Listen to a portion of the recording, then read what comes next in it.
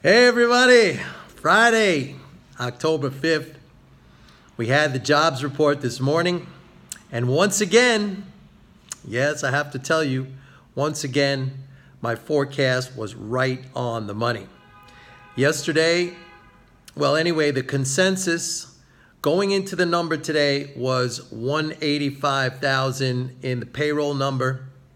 There were even, and don't forget, also on Wednesday, we saw the ADP payrolls at 230,000, significantly higher than what the forecast was. And yesterday, there were some whisper numbers out there saying that the number could be as high as 500,000 new jobs. My forecast was 155, and we came in at 134. So once again, it's not like you have to pinpoint the number exactly, but what I described yesterday, or what I explained to you yesterday in the video, was the deviation from the consensus. That is what is very important, because the consensus fixes market expectation. Everybody looks and expects that number. All the big shot economists come out with a number. That's the consensus, so everybody's focused on that. So it's the deviation from that number, whether it's above that or below that, and by what magnitude. I had that below every single time I hit it. So what is emerging now, and it's pretty clear, is that my numbers, and by the way, I put this out there, they're not secret numbers. The analysis that I go through, I send out to everybody who's on my list. It's not like, okay, here's the number, it's going to be 155. And then that's it, no other information. No, I show them step by step by step the numbers that I am looking at. I'm not trying to hide anything. Everything goes out. And I offered it to you people who were not subscribers. I said, just go to my website, pitbulleconomics.com, and sign up for either a 30-day free trial of MMT Trader or Zombie Trading. I would send it to you. Okay? Some people did that. Many of you didn't. You're lost. So 155, I had the prediction, and exactly, basically as I called it, deviation below the consensus, significantly below. It wasn't like the consensus was 185,000 and I said 180. No, I said 155. All right, so we have that.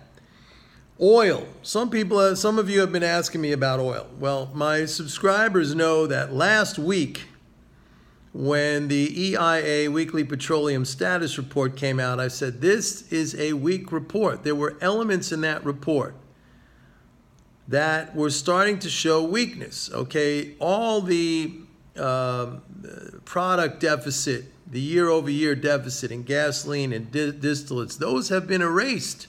Those are gone. We're no longer in deficit. As a matter of fact, with gasoline, we're in a significant surplus. And not only that, we start to see some softening in gasoline demand. We see softening in distillate demand. We saw imports, crude oil imports rising. I said there was going to be another build in inventories. And sure enough, in this week's EIA report, which came out on Wednesday, 2 days ago, we saw a very, very big, an 8 million barrel build in crude oil. And what happened? The market rallied way up over 76 in WTI. Everybody was asking me, what should we do? What should we do? I said, stay short. Stay short. Market's down now.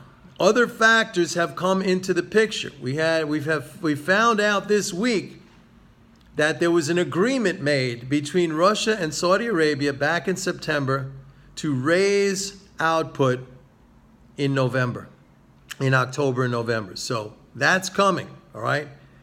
There are a lot of elements in that EIA report, which I explain every week. I put out a separate analysis that I send out to everybody on Wednesdays.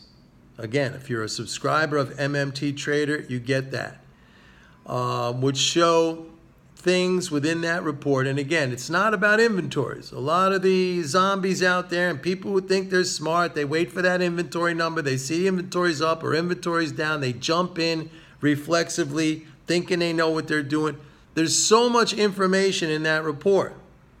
It's not only about inventory levels. It's about demand.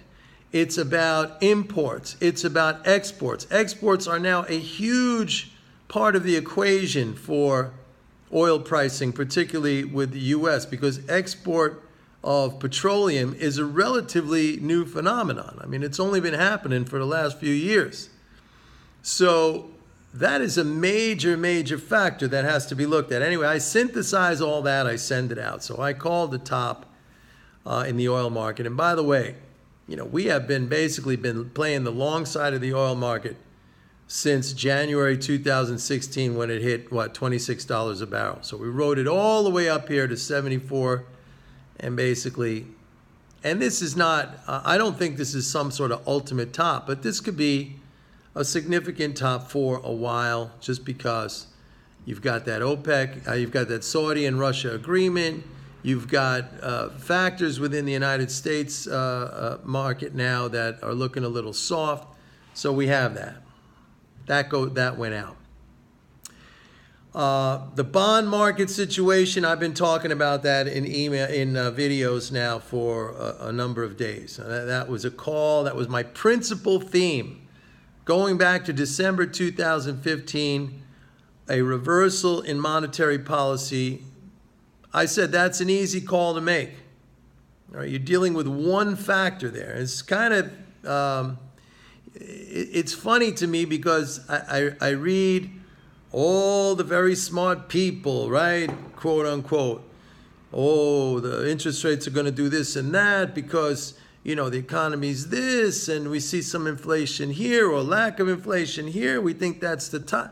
There's nothing to do with that. Nothing to do with that. I said it's a monopolist in charge. The central bank, the Federal Reserve. In 2015, December, they said, guess what, everybody? We're going to start raising interest rates. As long as you understand that, and as long as you understand central banker behavior, the way they think, and that's not a hard thing because there's a certain orthodoxy that they subscribe to, all of them. They're all the same. They're all the same. They're like zombies with unlimited pocketbooks. That's basically what they are. But they're zombies in their understanding of economics. They're wrong. So I knew at that point, interest rates are going to go up. They went up, and then they kind of stalled out. A lot of people were saying, well, that's the top in rates, that's the top in rates. I said, that's not the top in rates. How did I know? Was I guessing? No, they kept saying, we're going to keep raising rates. We're just taking our time, but we're going to keep raising rates. We're just going a little slow, that's all. You see how it is? They tell you what they are going to do. What if you were playing poker and some big whale at the poker table says, I'm going to tell you all my cards right now. I'm just not going to bet them this moment. I'm going to sit here. You're going to get all antsy and make a bet, not knowing yet what his cards are. He's going to tell you. He told you what the cards are. You can make the bet, actually. He's just waiting. You can't collect the money until he actually puts his cards down on the table. But he already told you what his cards are. He told you what his hand is. That's exactly what's going on here. And it amuses me when I see people trying to guess, like, what are rates going to do? They're telling you what it's going to do. But some of you have no patience to wait for that to play out. You're like, no, that's got to be it. That's got to be the end. No, they tell you they're going to keep going. And they're going to tell you when they're going to stop. And again, a lot of you are going to get that wrong. Because they're going to tell you it's going to stop. And then maybe rates will keep going up a little bit. And you're saying, oh, it's not going to stop. It's going to keep going up. I'll be buying bonds when that happens. And yeah, I'll probably be early. And they'll be going down a little bit. And everyone's going to be on here saying, ha ha, you see, you bought bonds and I'm going short. And I'm going to say, they just told us they're not raising anymore. Maybe they're going to cut. I can do it because I have patience. I have mental game. Like Warren Buffett once said, he said it in pertaining to the stock market. He said, the stock market is a mechanism for transferring wealth from the impatient to the patient. But basically, you could take out the word stock and just put the markets are mechanisms for transferring wealth from the impatient to the patient. All right? Now, I teach all this and I help people with this in their mental game, because that is the key element. I've said this a million times. You could have the best information in the world. You could have the best system in the world. You could have the best analysis in the world. But if you don't have mental game, you're not going to make any money. And by the same token, you could have the worst strategy or the worst analysis or the worst system in the world. If you have mental, or no system at all, if you have mental game, you're going to make money. I could throw darts at a dartboard and make money. You can't. Some of my followers and people who have been with me for a while, they can, and they know they can. They didn't come into it like that, but now they know they can because they have the mental game. Almost on a daily basis, I receive emails from people saying, Mike, you absolutely changed the way that I see things. You've changed me as an individual, not just from the standpoint of trading, but the way I view my life, the approach I take. Literally almost every day I get emails like that. That is a very gratifying thing for me. And I know how that feels because I went through that same process. It took me a very long time. Probably because I was very intelligent and very analytical, so I thought that was the key. It has nothing to do with that. It has nothing to do with that. It has to do with self-mastery. It has to do with developing mental toughness, resilience, the ability to face adversity and rise above it. The trading arena, the markets are no different than life in general. Only thing, everything is magnified and compressed. So like you live your life, and most days, I guess, go pretty smooth, but then every once in a while, problems arise, difficulties arise, discomfort hits you, stress, and you have to deal with that. You have to find ways to deal with that. In the markets, it's all magnified, it's all intense, all compressed. So like you're having that a lot, okay? But it's the same approach. It's that approach of mental toughness, of resilience, of the ability to handle discomfort, adversity, and rise above it. That's what it is. It's not about taking losses. That is like a weak, I can't even call it a strategy, but that's just a weak way of thinking to try to fool people into believing that that's a path to success. It's not. That's a made-up thing that became like a sort of folklore, mythology, that is the way to success. That's a made-up thing. I mean, if you think about it, anyone rational who would sit down and really think about the concept of losing as a path to winning in the markets, that is a made-up thing. All right? But people subscribe to that. People buy into that. And that's how come they don't have success. They might have little success for a little while, and then that fades away. You know, many people came to me like that, said, you know, I had something, it worked, and then it stopped working, and then I found MMT. And I don't say to them, but I think I'm going to start saying to them, you know, it's no different here.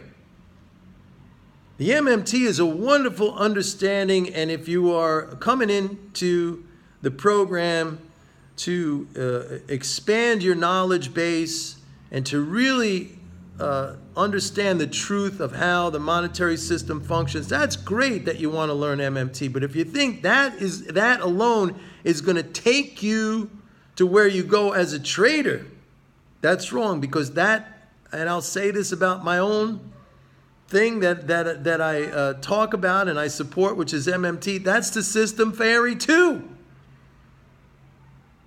But what I provide is the full package. It's the mental aspect. It's the understanding. It's the, you know, I get a lot of emails too saying, Mike, you educated me so much.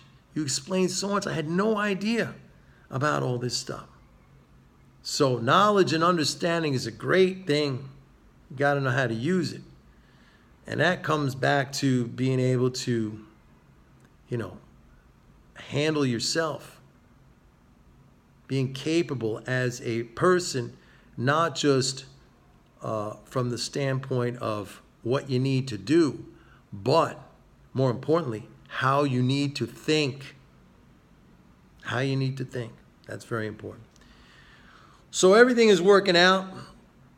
The dollar position, which has been a big, big challenge for us over the last, 4, 5, 6 months, whatever. And some of those positions have now yielded profit. I spoke about a guy the other day who had a long Canadian dollar position. He's out with a profit. He held on since April, but he's out with a profit. He was very, very happy. And for me, frankly, I'll speak very frankly, 4 or 5 months is nothing. I mean, these are macro trades. These are based on policy, as I explained yesterday. It doesn't change in a couple of weeks or a couple of months. These things last for years. I said the minimum cycle is 2 years. You get a congressional election every 2 years, but probably 4 years. It could go as long as 6 or 8 years. So what's 4 or 5 months? A lot of people don't want that. They want instant gratification. That is a lack of self-control. It's a kind of immaturity, too. I want it now, like a child. You have to control that. Anyway, everybody, I'm here if you need me. pitbulleconomics.com. I'm working today on the new issue of Zombie Trading. You could sign up for that. By the way, if you get both of these things, you get a discount. pitbulleconomics.com. Everybody, have a great weekend. Bye-bye.